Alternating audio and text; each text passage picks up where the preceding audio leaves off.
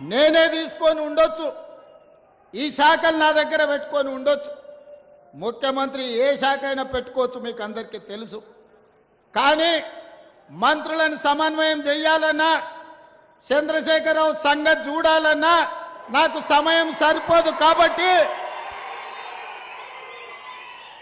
సమయం ఇవ్వడమే కాదు, సరిగ్గా పనిచేసే సమర్థవంతమైన మంత్రి ఉండాలి అని సీనన్నని శాఖకు నియమించిన నా అంచనా తప్పలేదు.